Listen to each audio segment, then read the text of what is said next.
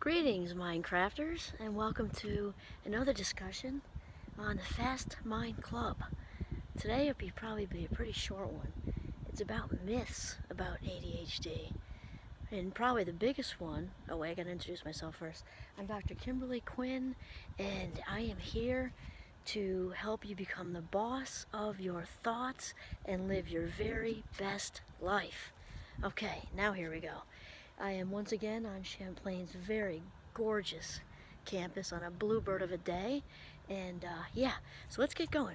Probably the biggest one is when the judges out there say that ADHD isn't a thing. I have to hold back. Really, it'd be in a day of my life or maybe a week, and then if you go backwards in time, as a little kid, teenager, you wouldn't be saying that if you were in my shoes or any of the other members of the Fast Club members' shoes. True with anything, fill in the blank. It kind of drives me a little nuts when somebody is, and I have these talks with my students frequently, when someone will misuse a label, saying, "Oh, so and so, she's so bipolar," because she's a little moody. Be in that person's mind. And somebody with bipolar 1 could literally get on a plane and fly to France and not remember it. Be in their life. It just, before you go saying things like that, and somebody's a little fidgety or talks too much or interrupts a couple of times and says, "Oh, they're so ADHD." Hush up, unless you're really an authentic Fast Club member and know what it's like. You don't have to live with it for a little while. So those people that say it's not a thing, some guy even wrote a whole book on how it's not a thing, and probably not somebody I'd really like to do lunch with. Although I shouldn't say that, because maybe I really would want to do lunch with him and just find out, why he thinks like that. Okay, another one, is that it's usually the old timers that think this because it's changed, but that it's only for kids. And for crying out loud, there are plenty of us around who are living proof that it's not only for kids, right? And of course, I'm at a fabulous 56. I remember when it was just the Dennis the Menace stereotype that, you had to be a rambunctious little boy with a slingshot in your back pocket, and that's who was the ADHD crew or the Fast Mind Club. And obviously, girls have it too, women have it too, seasoned women have it too. And, it's really an equal opportunity employer, actually.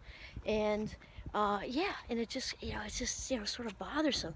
And also the whole thing where it's more of a boy thing than a girl thing. That isn't true. And girls are rapidly catching up, and women are rapidly catching up. And it's not that we've changed. They're, people doing the diagnosing are sort of figuring out that the brains of genetic females and genetic males are not the same. There's wiring differences. And there's, of course, the inattentive type, the impulsive type, and the combined type.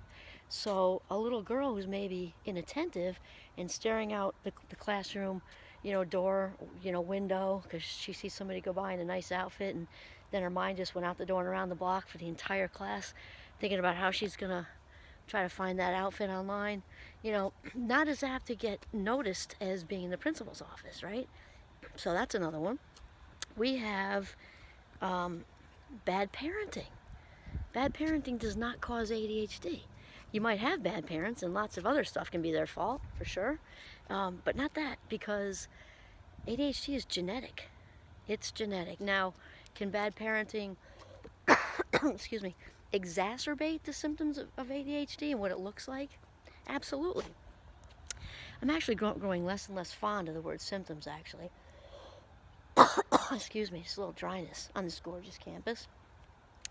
I had a student say, I think it was just the fall semester of this year, saying, let's talk about what it looks like. I'd much rather say, what does it look like in reality? Instead of, out of the book of labels, the DSM-6. So it looks differently on boys and girls, and now there's a whole new crew coming into acknowledging that they're part of the Fast Mind Club in later life. I think I'm going to do a whole separate thing on that, because it just needs to be a whole separate thing. So bad parents can escalate us because we need a different type of nurturing than neurotypicals, a different type of just the whole parenting thing.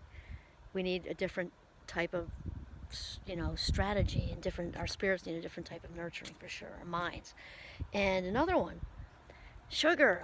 That's just a big, sugar doesn't cause it and doesn't make it worse. And in fact, a lot of times well-meaning parents, completely detox their kids off sugar. Now, I'm not saying load them up on Snicker bars, for all day. That's not a good idea either.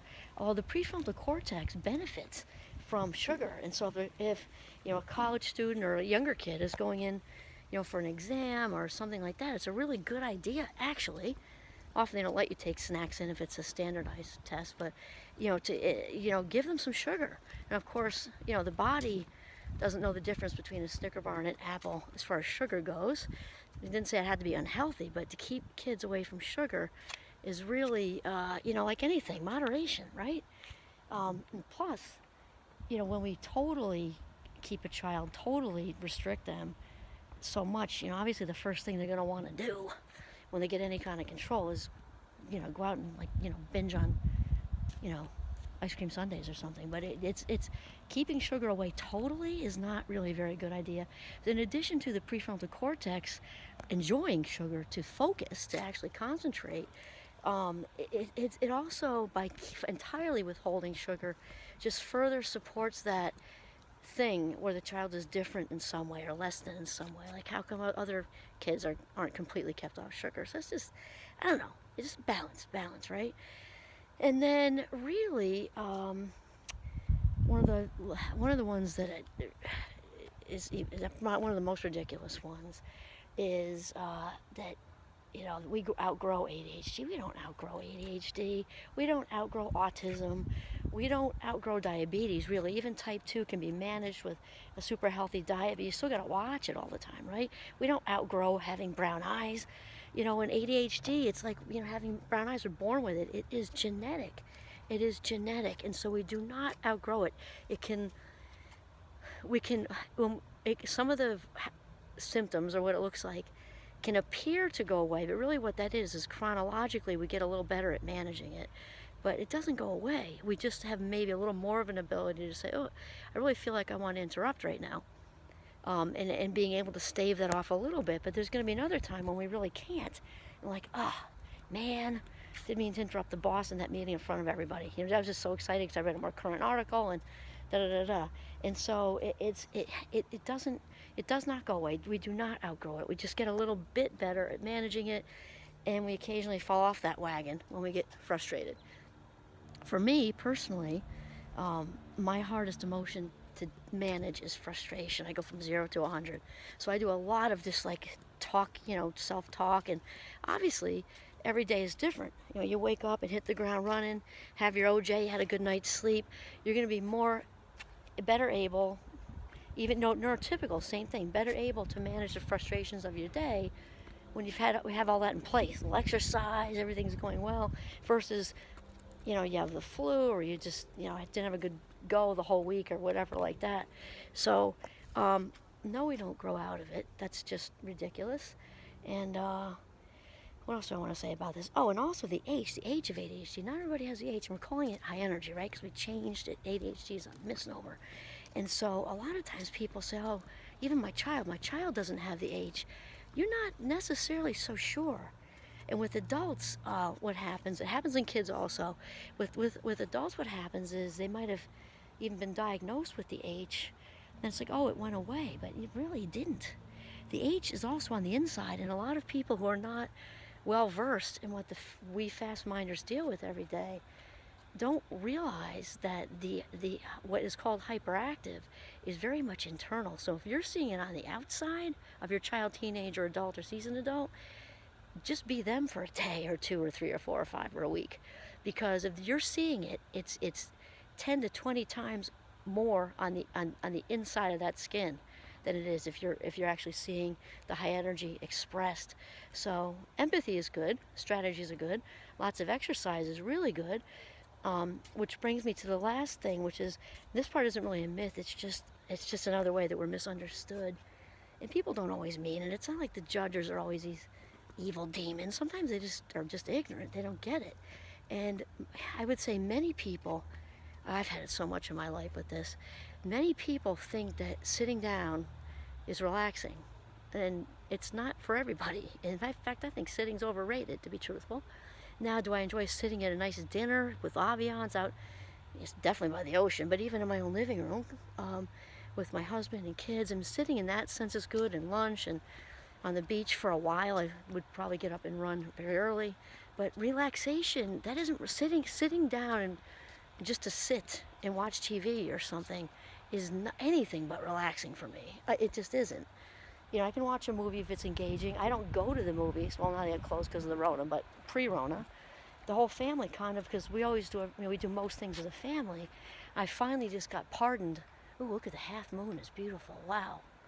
I got pardoned from it because it was miserable for me to, at home it just seems different. We used to sit in the movies, all the crackly popcorn chewers and like bags of whatever, and it definitely when people would talk. I have such a pet peeve with people talking at movies, because like I didn't buy a ticket to hear you talk, you know what I mean? Like it's just annoying. But you had all those sounds in there, and sitting for an hour and a half, and I just was miserable. So I finally got pardoned. But you know, the whole point is that, you know, the empathy thing is good. I relax when I'm in motion, even walking around now. This is so enjoyable for me to walk around and just, you know, have a conversation with all of you. And skiing is relaxing, and running is relaxing, and walking is relaxing. Walking with friends and talking about deep, cool stuff. Walking around talking about the Yankees, who just won, yay. That's all relaxing for me.